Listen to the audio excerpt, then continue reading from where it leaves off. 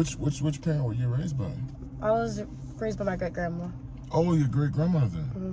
So where were your, if you don't mind me asking, where were your parents at? My dad was in prison, and my mom, she had me as a teenager, and my grandparents just wanted her to have, like, a normal life. So she was just out partying, doing her, like, whatever. And she ended up making me go live with my dad when I was, like, 11. And my dad ended up got me into hard drugs at a really, really young age. So then he went back to prison, and then I went back with my grandparents' house, and they couldn't handle the fact that I was, like, a hardcore drug addict. Did you say you had a normal childhood? No. No. What happened? So when I lived with my great-grandma, she lived next to this dude, and he had a kid. He was 4 years younger than me. He started, like, molesting me and, like, making me do shit when I was really younger. What's happening, Midwest Street Talk fam? Welcome back to another powerful episode where we shed light on the real stories of the homeless, addicted, and mentally unstable. If you're new here, hit the subscribe button and join the Street Warriors, where we stand up for those who need a voice. Let's get it. Hey man, thank you for kicking it with Midwest Street Talk, man. Who do I have here today? I'm Melanie. Melody? Hey Melody, it's good to meet you, man. So Melody, where you from? I'm from Green Bay, Wisconsin. Yeah. Green Bay? Mm-hmm. Okay, that's dope, man. So coming up in Green Bay, did you have both your mom and your dad in the household? No. No? Okay. Which parent were you raised by? I was raised by my great-grandma. Oh, your great-grandmother. Mm-hmm. So where were your, if you don't mind me asking, where were your parents at? My dad was in prison, and my mom, she had me as a teenager, and my grandparents just wanted her to have, like, a normal life. So she was just out partying, doing her, like, whatever. So are you in touch with them right now? Yeah. Okay, that's good. And you got a fairly good relationship with them? Not really, no. What about siblings? Did you have any siblings? Yeah, I have a half-brother. Sister now. Oh, wow. So your brother pretty much turned to a girl. Yeah. Okay. And do you have a good relationship with the half-sister? Yeah. Okay. That's good to hear, man. And are you homeless right now? Technically, kinda, yeah. Yeah? So how long has it been that way? Like, ever since I was 16, to be honest, I've been just couch hopping from family members and, like, friends' couches ever since, I was 16. I'm sorry to hear that, man. What was the situation that led to your homelessness? So, when my great-grandma died when I was, like, 8 years old, and I had to go back in with my mom. But me and my mom, we didn't get along. Like, I started having behavioral problems, and she wanted me to leave, so I went with my other grandma, and she raised me, but, like, she was really strict, you know? She wouldn't let me go out with my friends and shit. So then she ended up making me go live with my dad when I was, like, 11. And my dad ended up got me into hard drugs at a really, really young age. So then he went back to prison, and then I went back with my grandparents' house, and they couldn't handle the fact that I was, like, a hardcore drug addict now, and, like, I wasn't, like, the same. So they kicked me out, and, like, ever since then, I've been hopping everywhere. So would you say, before that or whatever, would you say you had a normal childhood? No.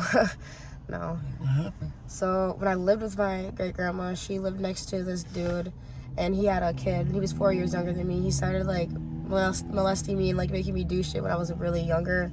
And then when she died, I lived with my mom, and my mom's ex-boyfriend started molesting me from the ages of 9 to 12, but then I reported that in school. So, yeah. So what did the guy try to make you do to the first guy? Like, when he was younger, I think he just wanted to experiment. Like, he always made me, like, take my shirt off. He always wanted me to, like, touch him.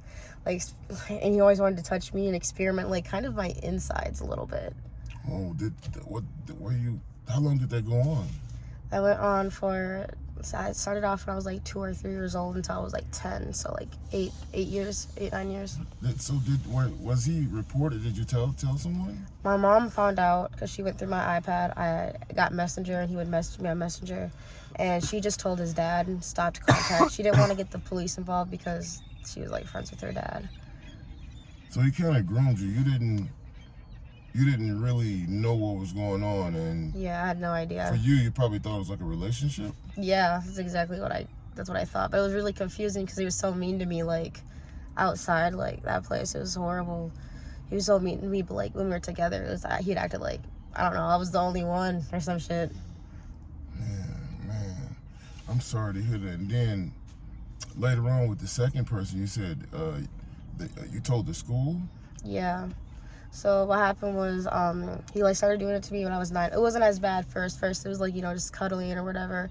And as it progressively got worse, my mom went to jail, and she wanted me to live with him like alone, just us two. And that's when it started getting really weird. I was super scared to go home one day because, like, he rolled me a joint and, like, smoked some weed with me. And he was like, you owe me for this. So I went to school, and I told the school, and they called my dad because, you know, like, I don't know why they called my dad. We called my dad, and I went to go live with him again. So what kind of drugs did your dad get you hooked on? He got me hooked to meth. And, like, it started with weed first, but then, like, it progressively got worse to, like, meth. And I was smoking and snorting meth when I was, like, 15 years old, 16. Man, I'm so sorry to hear that, man. And you got a legit big brother out here now, man, that you know, I know you went through your years already, but I'm not gonna lie to you, like, as far as family goes, you can definitely depend on me being a family member, you know. Anytime you want to talk about something, or, you know, you want to feel protected, you know, you can always call me, man. And you know, Aiden know already. Aiden knows what time it is, man. I'm so sorry what you went through, man. So later years, you say you became homeless, and you started couch hopping. Was it to really just to get away from the situation that you were in at the time? That, and, like, I didn't really have a stable place to go. Like, I had no stable place to go. I was stuck, like, and I just, like, the only thing that kept me from, like, not giving a fuck was all the drugs, you know? Like, at first it was meth, and then I did way too much meth, and I had a seizure. I had to go to the hospital, and I met this older guy, and then he got me hooked to blues, so I stopped doing meth. Like, everybody was happy for that, but then they didn't realize I got into blues really bad. I was doing heroin and straight up fentanyl, and, like, I just didn't care. I was homeless. Like, you know, I couldn't care. What made you lose that sense of caring? I could see the hurt in everybody's eyes. My ex-boyfriend, like, I mean, this might sound kind of fucked up. He just left me dope sick, you know, at the crib for, like, a whole weekend. Like, he didn't care. Like, I was, you know, dying. And, like, that's when I was like, fuck, I cannot live this life anymore. Because, like, being dope sick on the street is, like, it doesn't matter if you're in your house or not. Like, it just fucking sucks. And I called my mom crying. I was like, I can't do this. Like, I need help. I tried going back to my mom's, and she didn't help me. So, I don't know. I found the person I'm living with now, like, helped me get off everything. And I'm starting to feel feelings again. Like, giving a shit, it's hard. But, yeah. Wow. And how old are you? I'm 18. I'm about to be 19 here soon.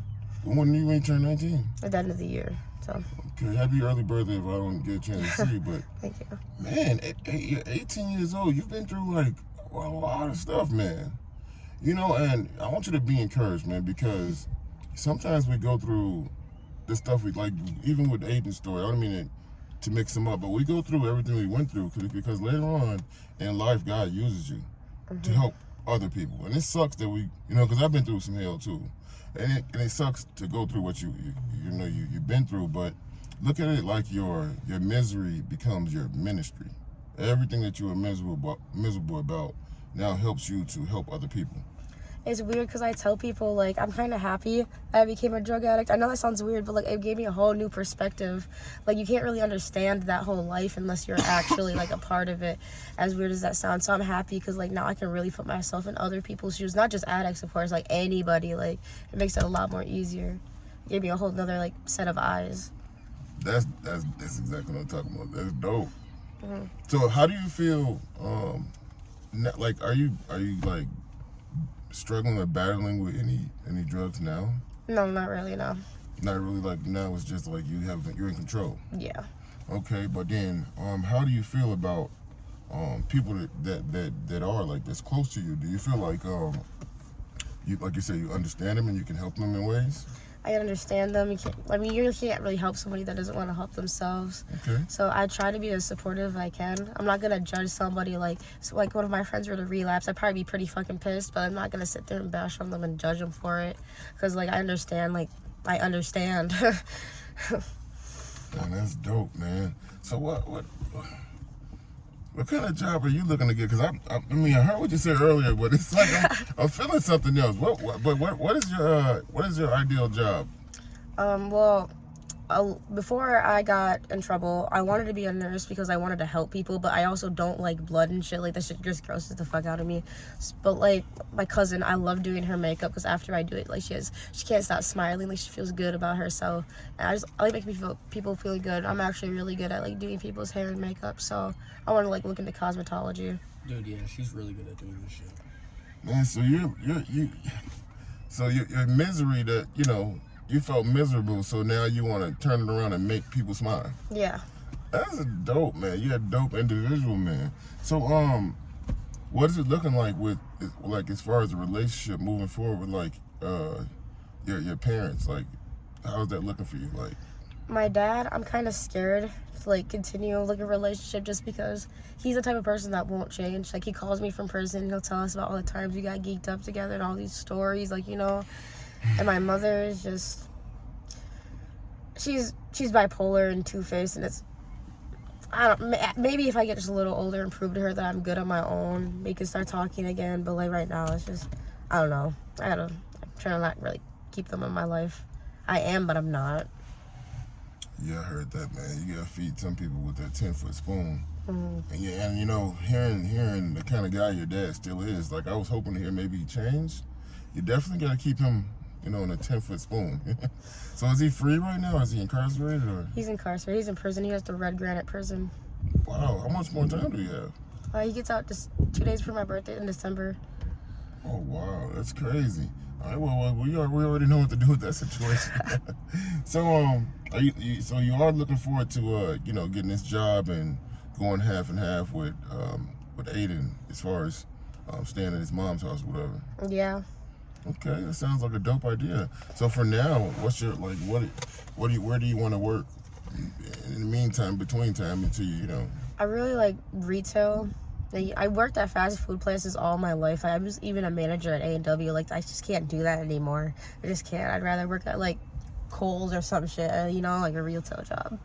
Okay, that's dope.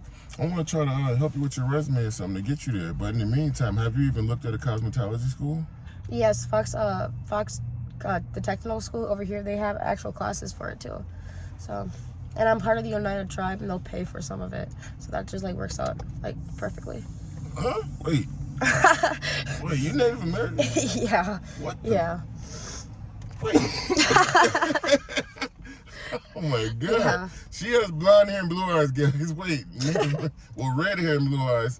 I mean, I've seen some Native Americans that but dang, you threw me off with that one. Whoa. And then Aiden did too, because Aiden's Native too. Like, what?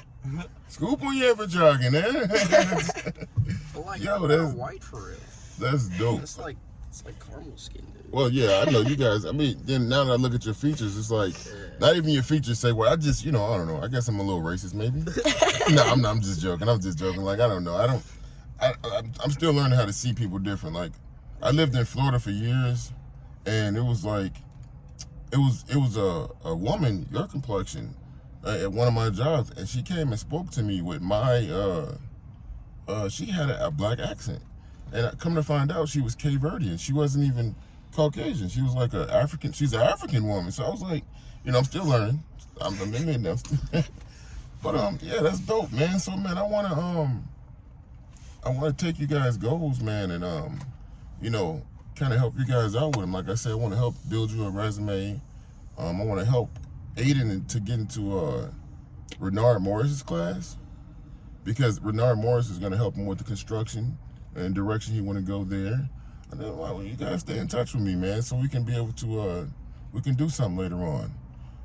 So let me ask you a question. If there was a younger you, right, as I asked Aiden, what kind of advice would you give to her? Don't fall into peer pressure. Seriously, don't. Like, that was my hardest thing. Peer pressure. Mm-hmm. Okay, that's some good advice, man. And let's say you had a lost family member or a loved one that wanted to reach out to you. Do you have a social media you want to share? I have a TikTok. That's really about it. TikTok it is.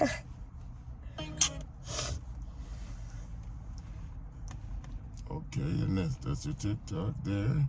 All right, guys, and let's say somebody wanted to donate to you. How would they be able to donate to you? Do you have a Cash App? Yes, you can send it to my Cash App. Yeah, man. Look up from send them to a steak dinner, if not McDonald's, but send them a couple dollars, man. They told their stories, and their stories were deep, man. And I thank them for allowing their voices to be heard. Therefore, others can feel the courage to speak. How do you feel after you spoke a little bit? Kind of relieved.